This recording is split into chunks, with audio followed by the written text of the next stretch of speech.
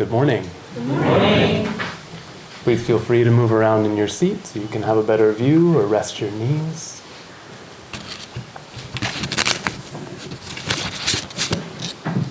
Birds, flowers, and babies. Aren't they wonderful?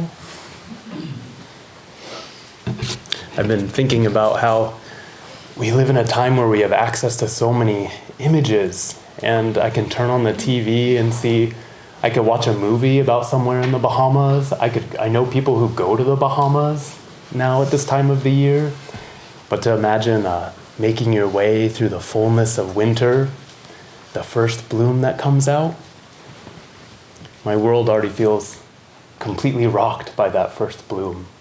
Just imagining our ancestors and what that must have really been like. And I don't know, and maybe I'll never know. But I still know it's special. So today I'll begin a 3-part series that relies heavily on the Lotus Sutra, and which I also spoke about 3 weeks ago in my last Dharma talk. So many of us have never read the Lotus Sutra, and maybe we never will, and so what's it like? Well, for the most part, it's stories within stories upon stories. And like we may request of a loved one after a day apart, you might say, tell me a story about your day. So I think we could think of the Lotus Sutra as asking a Buddha, tell me a story about awakening. The Lotus Sutra unfolds.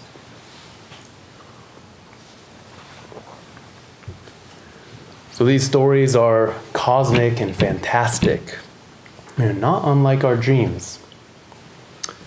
There are all these wild beings that are in the full assembly that are there to listen to the Buddha. Pythons or nagas, griffins and chimeras, and also living kind of ordinary humans like you and me, all there together. Perhaps most importantly, these stories are mythological. And to quote a man named Sallustius, he's a 4th century Roman man, and he said, myths never were, but they always are. They never were, but they always are. So these stories, in one sense, fantastical kinds of fiction that have their healing in the fact that they point us to something always present and lively. So the Lotus Sutra offers images of an intricate rhythm and pounding of awakening, the call of living beings and the response of Buddhas that can continually express itself in our life. I would say does express itself in our lives, and especially if we know how to look for it, especially if we know how to listen. The Lotus Sutra takes us to that discourse and says, welcome, of course, you are a child of the Buddha making your way home. That's the state of your life. So that sounds pretty good. Kind of a hallelujah feel to it. And it's also a little bit abstract when we explain it like that. Just learn that word explain means to make flat, to flatten out. Explain. The Lotus Sutra doesn't explain so much. It offers images. So to invite us back into our own hips and our own feeling, I just want to really open the bulk of this talk with a question. Why are you here this morning? Of course, maybe you're tuning in online because your son's giving the Dharma talk. That's one reason. I'm not sure if he's there or not. Maybe you were drug along here by a friend. But I think most of us want something. We want something. That something takes many shapes for each of us. And words can point to it, but can't fully explain or grasp what that wanting is about, what that object of our desire really is. So maybe we want more authenticity in our life, some measure of peace that seems so difficult to come by. more beauty and more faith that even the dark, challenging parts of my living are somehow worth it? It somehow matters? And of course, some stability in a world that just seems like it's constantly falling apart. And less fear, less scheming, less conniving, less violence, cynicism, anxiety that seem to churn our own hearts forward and fuel a ravenous chomping of the whole world. So of course this is the case. Of course we're seeking a path. And so we can have an idea that when we come to a temple, when we become wrapped up in a community, we can be offered practices that are helpful in this regard. We can encounter friends along the path that keep us stable and moving in this direction. And teachings and a teacher can help us make step by step in this cultivating a more beautiful, whole life.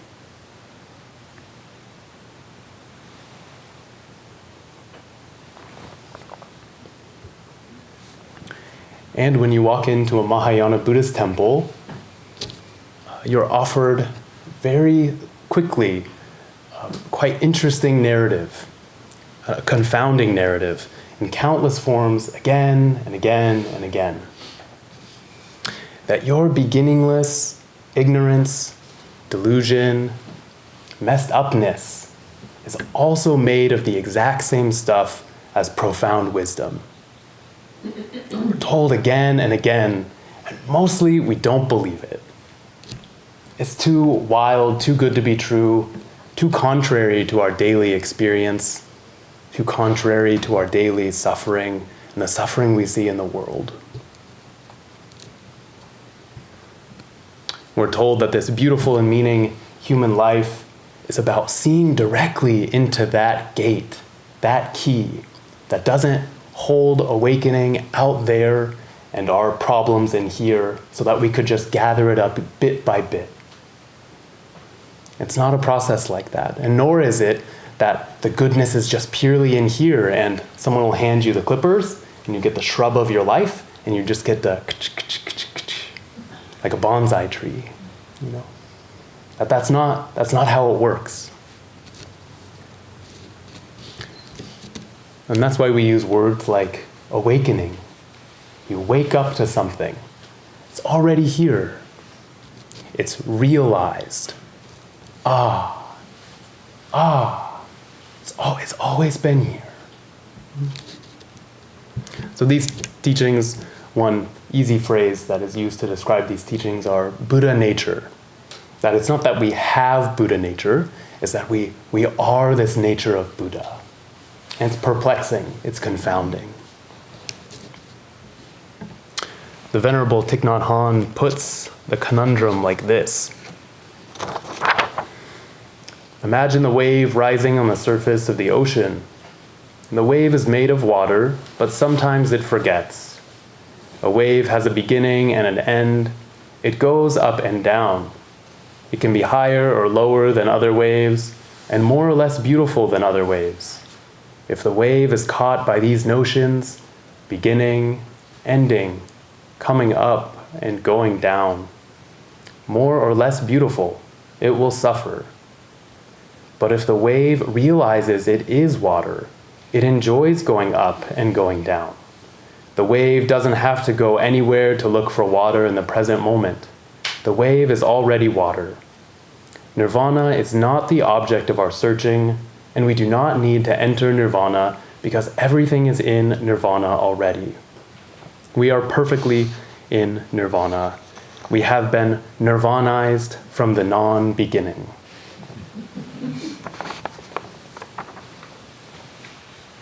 So in one sense, it makes sense. And we know that feeling, wave after wave, comparing the waves, wanting to be a particular wave, wanting to stay away from other waves, but somehow, they're beginningless. I don't know where their origin is, and they're headed straight for me. Nothing I can do to get out of the way most of the time. So what is it about water? The wave never separate from water. In fact, water just appears as waves. We can't separate them out. And so we're left with the conundrum: how to discern the depth of water and not try to cut off waves. The Lotus Sutra faces this same conundrum early in the text.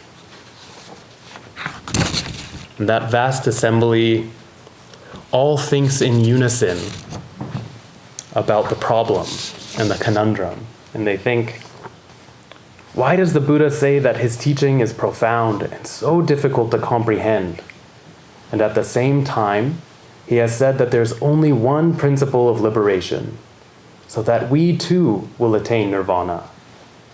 But now we do not know where this leads. Somehow, right in front of our face, we already have it, and yet it's subtle, it's mysterious, it's so close we somehow can't find it. What gives, Buddha? What gives? And so the Buddha tells them. And the Lotus Sutra explores this teaching in countless ways. And it's called Skillful Means, which, summed up simply, means that because the natures, desires, and difficulties of living beings are numberless, just as all of us are unique beings with our own causes and conditions, so too the teachings and gateways of awakening are likewise innumerable.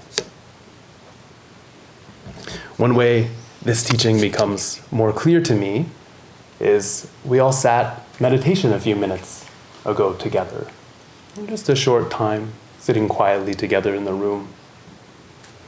On the one hand, we're all doing almost the exact same thing. Sitting quietly, taking up the shape of Buddha. And on the other hand, if we think about it, our hearts, our minds, our beings are doing vastly different things likely. The images that are flowing through me are not the same images that are flowing through you. The practice you might be doing may look totally different from what I'm up to. So within that single activity is worlds upon worlds of activities, and we could think about it as countless Dharma gates being entered. And those Dharma gates fit each of us perfectly. And we chanted earlier, Dharma gates are boundless. I vow to enter them. Maybe we could also think, I will enter them. I want to enter them. So this is the teaching of Skillful Means, in short. And I'd like to bracket that exploration of Skillful Means. We'll talk about that more next week. For this talk, I want to focus on a curious moment between when the assembly comes to this feeling of a conundrum. How could this be that we are already awakened? And at the same time, it's subtle, mysterious, profound. And that moment, and then when the Buddha tells them about Skillful Means, something very interesting happens. Monks and nuns, gods, dragons, demons, spirits, centaurs, and other beings give each other perplexed looks. They look up expectantly to the most honored of people, asking, "What is this all about? Would you please explain it to us?" We put our palms together and wait expectantly, begging you to make wonderful sounds and tell the truth as it really is. With palms together and reverent hearts, we all want to hear the perfect way.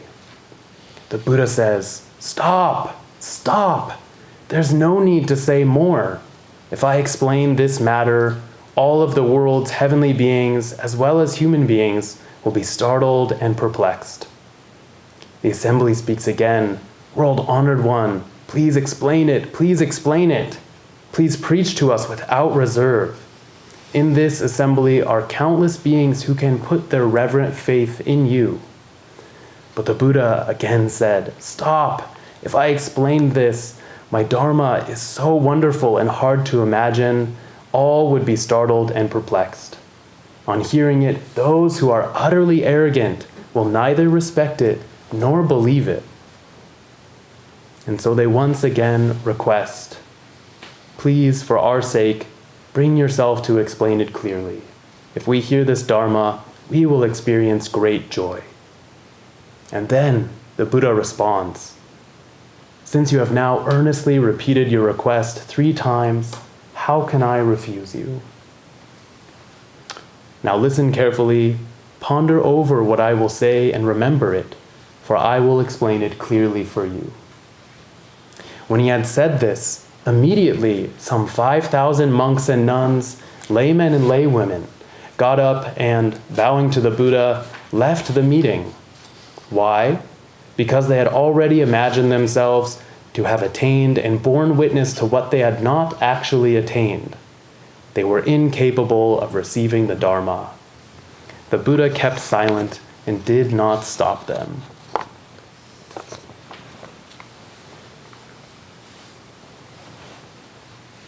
How curious. And to my knowledge, this is the only place in the vast pantheon of Buddhist teachings that this happens. You have to ask, please teach us, please teach us. And then the arrogant monks and nuns stand and depart of their own accord. For me, this is a vital gateway of receiving the Dharma, or entering into a place where we can be filled with something that we don't already know. And for me, the word that really points to this most clearly is yearning. Yearn to hear the truth. And I think that in much of Buddhist teaching, this is so little emphasized, and it's so important. Maybe it's challenging because it's obvious that it can't really be taught. And it sounds a little bit of a finger-wagging sermon. How much do you want it? It's not a very sexy teaching. And so we can feel our way into this movement to stick with the conundrum, to stick with the impossibility that's being offered. Could beauty and ease be right here in the muck of my own heart and of the world? And then yearning to know what I do not yet know. This itself dispels arrogance, and the teaching emerges. So you'll notice that they didn't all get in a huddle and start judging who was the most sincere of the law and sort of weeding out people, right? They didn't ask Buddha, some people won't really uphold this sutra if you teach it, but I really will, right? There was no picking and choosing. There was just wholehearted yearning. And once that movement had been stayed with long enough, that of their own accord, the arrogant monks and nuns got up and left. So we can see there's no movement of judgment here. There's no forcing the arrogance out. Another kind of movement is possible through this yearning. And if we think through the example of waves and water, what else could be helpful in allowing us to stop chasing wave after wave of our thinking, of our perception, of our comparing mind, if it's not for this yearning? How could we be convinced to look carefully and clearly and stay with the wetness of the water?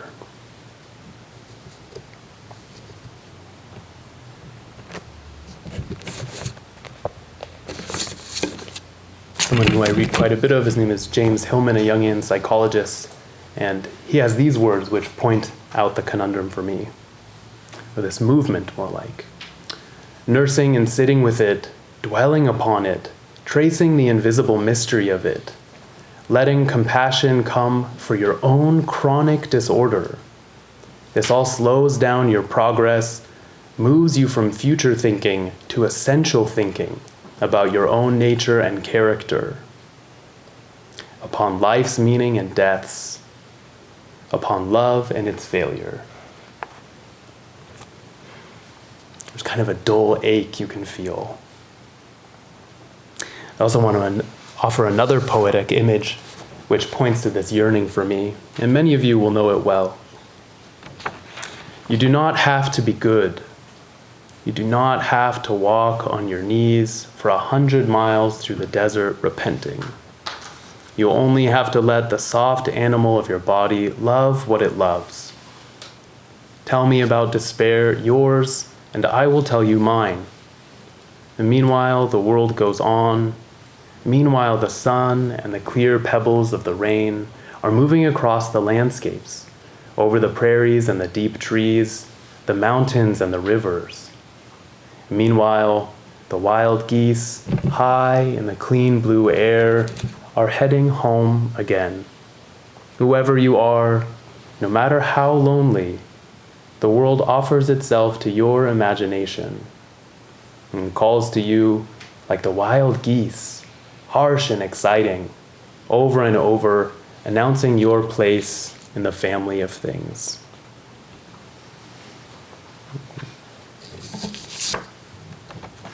So, of course, that's Mary Oliver's poem, Wild Geese. I think perhaps beloved in Northwest Dharma circles everywhere. And you can feel why. When that heart that Mary Oliver is presenting is alive in you, what doesn't call to us, informing us of our place in the world? We're obviously alive in a dancing world when we can receive like that, when we can stay with our difficulties and not jump to solutions or planning our way out. A place this always becomes obvious for me is when I'm spending time with young people. I was a nanny for a family of 4 boys. They were 3, 6, 7, and 7 when I started, and I was with them for a year. They are very aware when you are trying to make them into a gateway to get done what you want to have done. And they smell it, and they don't let you do that. Many of his parents, I think, are also very aware of this. I also worked at a summer camp, and I had a really important moment. The young man, I kept telling him, I need you to do this, and I need you to do this. And finally, he just said, I need you to stop needing me to do things. And it was a moment where I just said, oh, you're so right. You know? I think I was right. He was being a pain in the butt, and he did sort of, to help everyone else, need to do these things.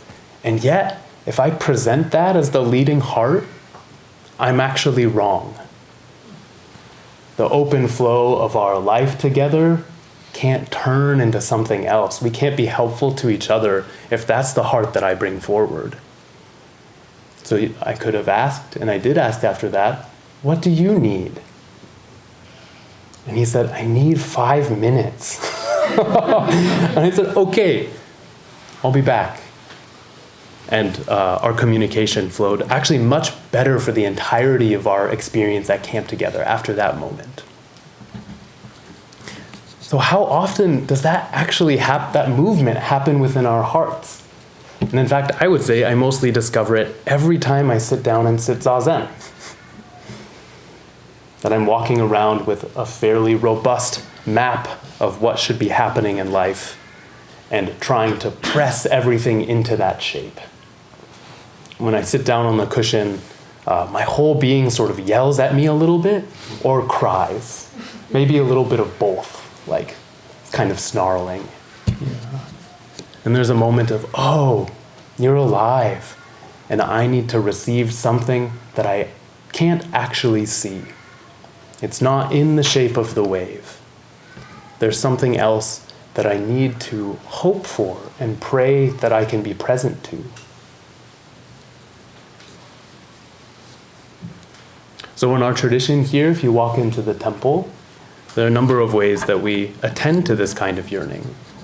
And one is you meet a teacher and you can ask questions. You can say, I need help. I don't know. I have an idea, but I don't know. Can you point me? And also when we read or study any teachings, or really when we just endeavor to do anything with some degree of mindfulness and receptivity. The game is much different when we put that heart forward. And a primary we study this is in meditation practice. I would say this is a really profound place where we discover and cultivate this particular kind of desire. And desire, the dirty word in Buddhism, right? Isn't that just the source of our suffering? Our endless wanting? That's actually not the case. It takes a Buddha countless lifetimes of deep vow and deepening of their vow to wake up with all living beings to become a Buddha. There is a type of desire that is so important for our life, and we will endlessly knock into our own mistake of trying to cut off all of our desire. That will be the mistake you inevitably have to make again and again and again. And so in Zazen, we merely stop and face our heart, face the sounds of the world. And quite quickly, we are made aware of our inability to settle the waves. It doesn't work to get into the right shape. And so, as we're made more aware of our suffering, we come in touch with the screaming and crying baby that's right here much of the time. We can discover the source of that yearning through our suffering. And further, in Zazen, it's not enough merely to just listen, but there's a next movement we can practice. And that is, we can learn to go directly to this sense of upright surrender. It's not merely that we just swirl in our suffering minute after minute in meditation. There's something that suffering is pointing us to that's so important for the teaching to disperse, and for our arrogance to disperse and the teaching to appear. And it's this upright surrender. In Buddhist circles, we'll call this don't know mind, beginner's mind. Just yearning, hoping to receive something we don't yet have. In this way, we practice becoming open to another order of being that is difficult to imagine.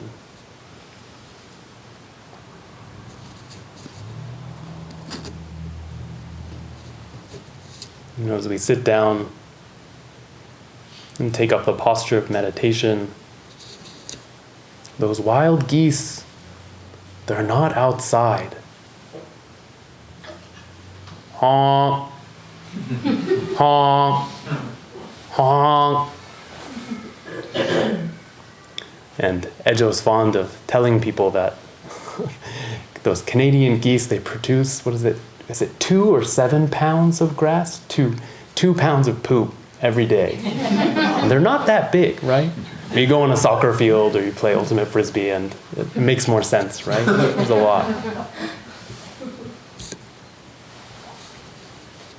So they're jarring and wild, and somehow they know how to head home. And even in my own arrogance, I see them in the depth of winter heading northwest sometimes. I'm like, you're going the wrong way. It's warmer that way. But actually, they're fine. They're gonna be fine. And of course, with climate change, various creatures may need our help. That's important. For the most part, they're fine.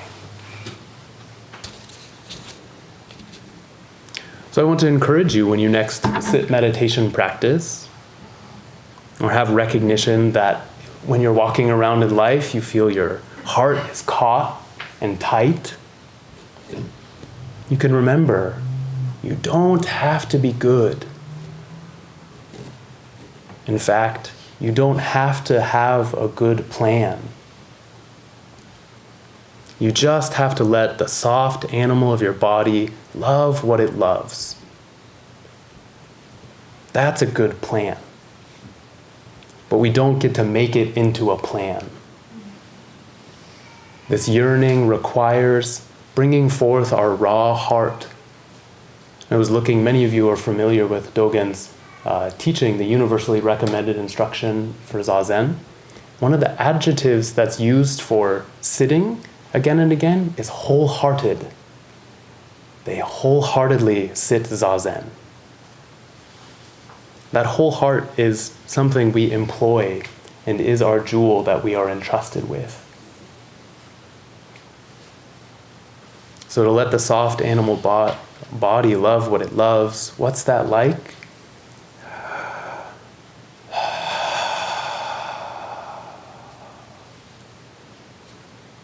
Sometimes a ragged breath. So taking care like this, our despair can be present. Bring it forward. I'll share it.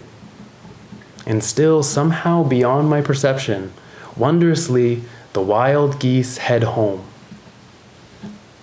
So yearning wholeheartedly, our arrogance, our endless reliance on our self-view, it can depart of its own accord. We don't need to make it go. And then we can hear clearly. And the raucous honking invites us to realize our place in the family of things. So this is a movement we can practice directly. And again, to remember, in one hand, we discover it, and in another hand, we practice and employ it, and we go directly to it.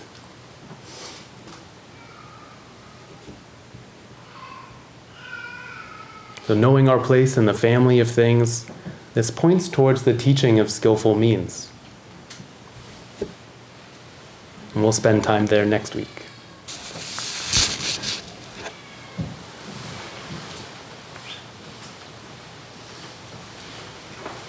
Are there any questions?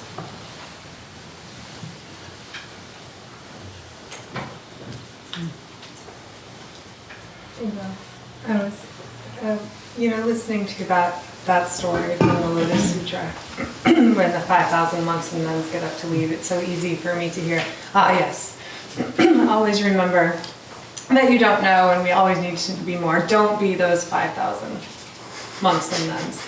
And when you were mentioning not the lack of judgment in there, I was just thinking, what if all of those beings are inside of me? What if it's enough to just let the yearning arise and not need to get rid of any part or silence any part or give everything arranged perfectly so that and that just really spoke to me. Mm-hmm. Thank you. Something? I was wondering, what were you talking about reading just at the end there, about talking about the wholehearted Zazen and everything? What was that book? It's called, the way we translate the title into English is the Universally Recommended Instructions for Zazen, called the Fukan Zazengi. And one interesting, so this was written by the founder of our lineage in Japan, of this particular school and temple that you're in. One interesting note about it is this teacher, he wrote so much in his whole life, countless volumes, and many of the things he wrote and he sort of left alone. And this was one of the things that he spent time with, years and years with over his life, and refined more and more and more. And it's quite short. So I'd recommend going and finding it if you'd like it. Genjo? Mm-hmm. Hello. Hi.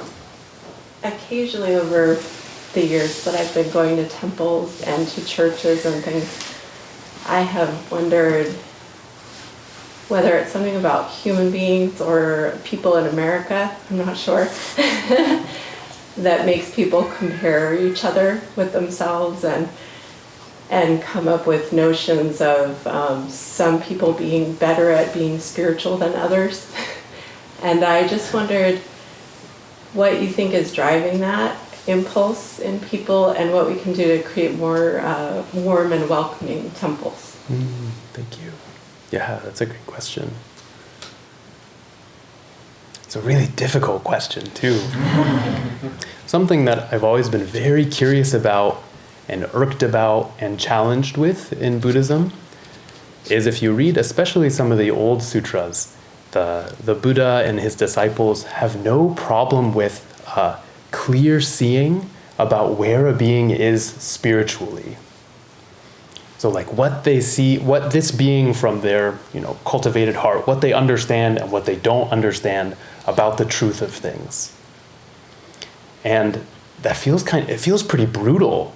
They'll be like, oh yeah, this monk, he's a stream enterer. That's the first one. That's pretty good. This one is a non-returner. Yep, they're on the way. Yeah, he's not there yet. But this one's, just a once returner. I mean, it's very clear seeing and revealing in that way, in a way that's just not like everyone gets the gold trophy. So there's an element of that. And also on the other side, right, this conundrum of every being is actually offered the first place trophy of Buddhahood at the exact same time. So sometimes in communities, people may, for example, feel frustrated, say Zen Buddhist temple, that there's a formal practice that can feel uninviting to people. So you walk into the hall and it's very quiet, and it seems like there's a way that things happen, and that can feel uncomfortable for people. And I've always been caught on that edge, because I think that's true, that it can feel uncomfortable when you first encounter it. But on the other hand, it's been a way that I've been able to move with through my own life, and has in fact been a vehicle for cultivating much greater ease. And so my response to you is saying that I think on one hand, we have to continue these kinds of practices that will feel difficult and challenging and illuminate parts of us that are simply maybe wrong.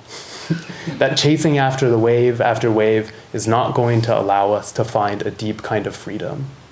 On the other side, I think we need spaces where we're all together and enjoying each other in a deeply compassionate, soft, very human way. So I think for a community to be quite healthy in the way that I'm envisioning it and feels commensurate with your questioning, feels like both of those need to be present. And in fact, if we look fully at either side of those, I think they contain the other, but secretly.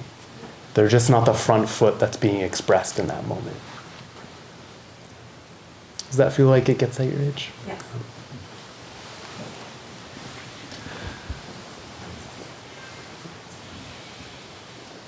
Genjo, I wanted to ask you about a passage in the Lotus Sutra, and what I'm asking is your understanding of it, or your way of your way of understanding it, I guess, okay? I have to read it, I can't quote it. I always know, this is towards the end, the last passages. I always know which living beings practice the way and which do not.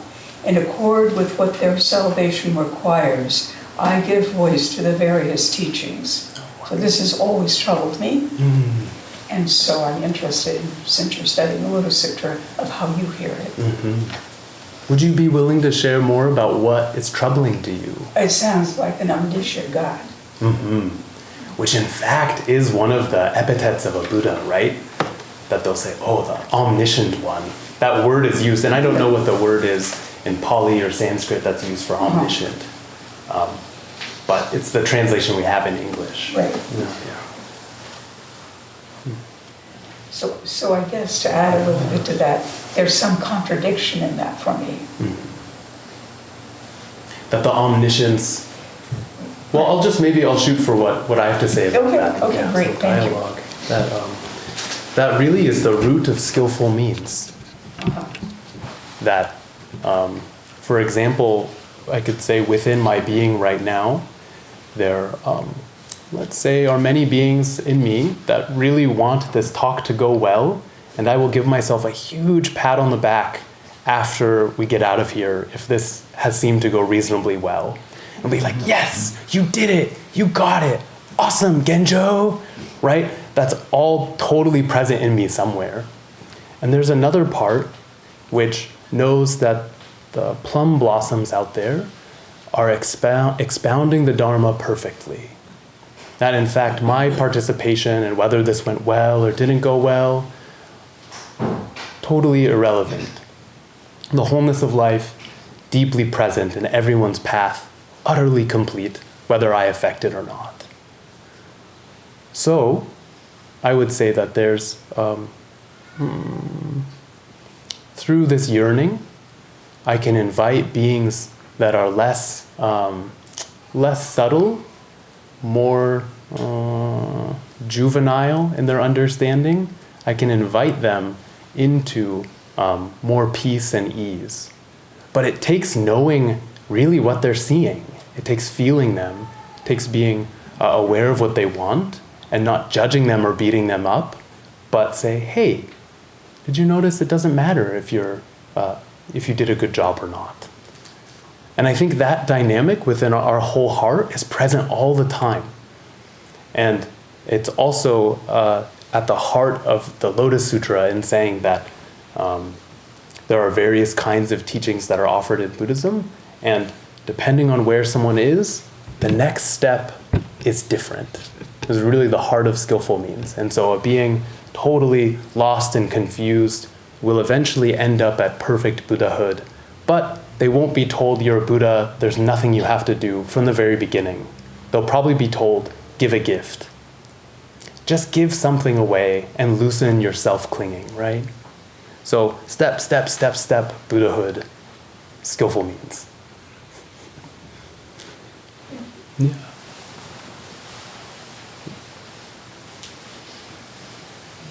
Genjo? Buddha nature, I'm wondering why it's not one of the marks of existence, if it's within each one of us and present in all things. I don't understand kind of how to hold that all together. The marks of existence. So for those of you who don't know, there are ways that reality was described. Gosh, what are they? One is, I got caught on the last one, which is nirvana. So it's, there they are. No self, that essentially within me, there's not something I can find that is essential and stays put. And impermanence, that nothing in the world, inside or outside, stays put, always moving, changing, causes and conditions move. And suffering, that things that come together and stay put as a being or an object suffer, and mostly that relates to the minds of human beings. And lastly, mark of existence, nirvana. And I've seen just so many different teachings, and I don't know why, but sometimes they're talked about as those three, and sometimes the fourth is added on as nirvana. So that Buddha nature is nirvana. Those are commensurate teachings with each other. And the more full explanation of that nirvana is tranquil. So that everything, even if it appears to be coming and going, even if it appears to have no stability, even if there's suffering present, another mark of existence is that tranquility is also present at the same time. So it is. Your intuition was onto something.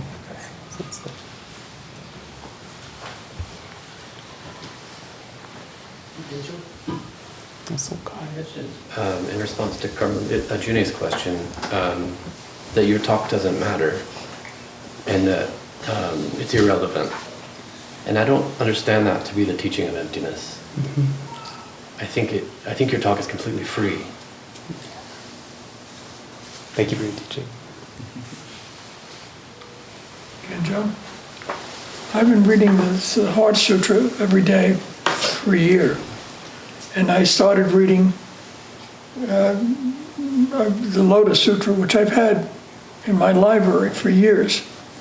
And I noticed that the difference between the language in the Heart Sutra, which is flat and direct, and the Lotus Sutra seems Hinduism.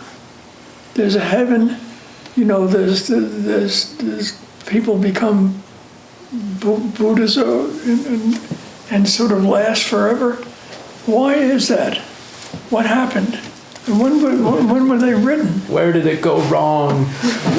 No, but it seems like there's a different view of Buddhism in the two, documents. Yeah, there's definitely a different view. And that's not to say it's not the same thing. Definitely a different view, not the same thing. And in here we can chalk that up to exactly this teaching of skillful means. That it sounds like you have some strong connection and affiliation with the way that the way is taught about in the Heart Sutra. Yeah. I really resonate with the Lotus Sutra. I think both are trying to point at the exact same thing, but the routes and the ways that they can help different beings who have different proclivities are very different. Yeah, they are. Yeah. I noticed that that I picked up the Heart Sutra. I've had, I've been in Zen for 20 years. That my book was all marked up in the Heart Sutra, but there was not a line underlined in the Lotus Sutra that I'm reading through. Mm-hmm.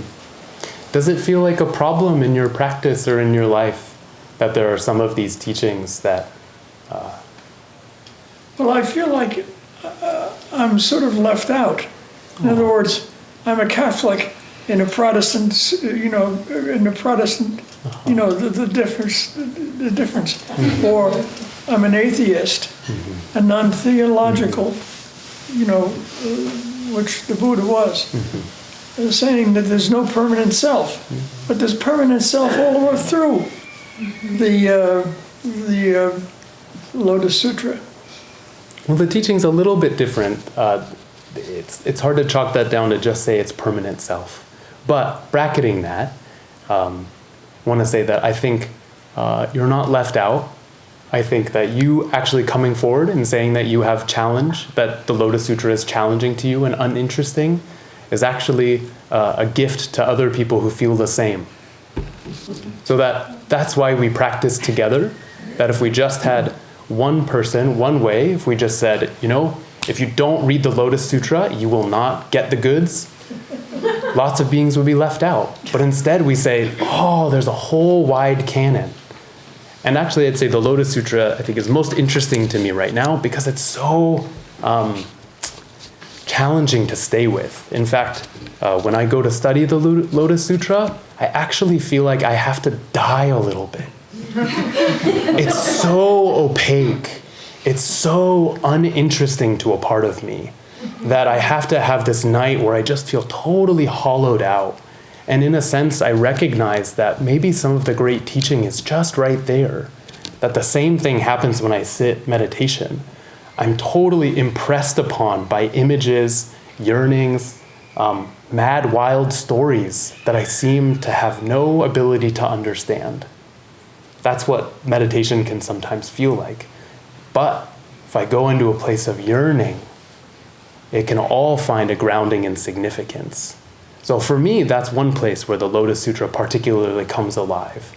The Heart Sutra and other stories that kind of have clear explanations, they have a deep sharpness to them that's very useful in one way.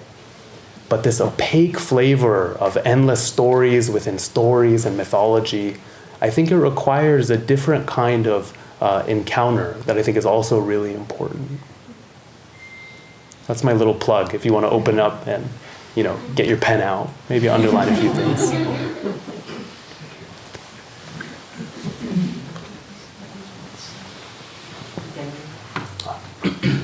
Everly. Can you say more about, I can't remember your exact phrasing, but the upright, standing or meeting, when it comes, when sitting and you encounter that yearning or that place of suffering, that rock. Because I feel like in my experience, where I'm getting stuck and getting all, knotted up is, I can sit with it. I can be with it, I can encounter the suffering, I can let it happen and let it take its course and just acknowledge that it is there and go with it. but I feel like there's a step beyond that that I'm missing. At least as far as I understand your teaching. Yeah, thank you. That really gets to the heart of something I was trying to point to today. I think when let's take meditation as the example, when we sit down and rock side to side and meet the fullness of our being that's there, often we'll find some degree of churning suffering and anxiety. Even, it's amazing, even just slight unwillingness to encounter all the sensations of your body and jumping off to different planning and thinking and things happening later. There's a little wheel of anxiety there. You could feel it. So, there's one way we can hear Buddhist teachings, and this is really important, that forbearance of difficulty. And it seems like many words you use there pointed to that we have to stay there. We have to forbear the difficulty. But I think where many of us can get lost sometimes in thinking that that is the whole of the practice. And maybe it's very hard to say, it's very tricky. It might be the whole of the practice in one sense. But there's a new kind of vista that can emerge through a wholehearted willingness to stay with our suffering. And that is this movement of yearning that I was trying to differentiate a bit. And that yearning is applying the wholeness of our heart, which no longer wants to jump from thought to thought, tool to tool, plan to plan. It's not interested in a technique to solve our problems, not interested in sort of an objective seeing of our difficulties, that it will be solved, but it's very much a subjective, wholehearted movement that I think has a sense of forwardness to it. It goes out and meets. It doesn't merely receive.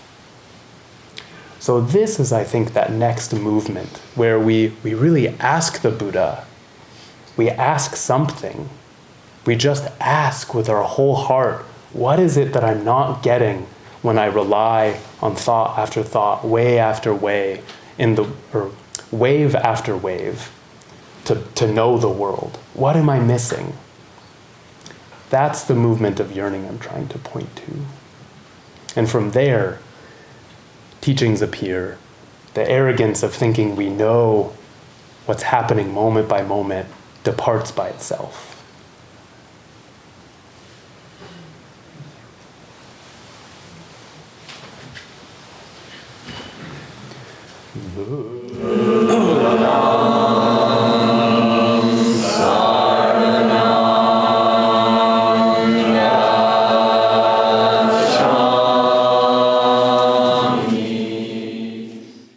This and all our teachings are offered free of charge. If you would like to make a donation, please visit our website at buddhaeye.org and click the donate button at the top of the page. Thanks.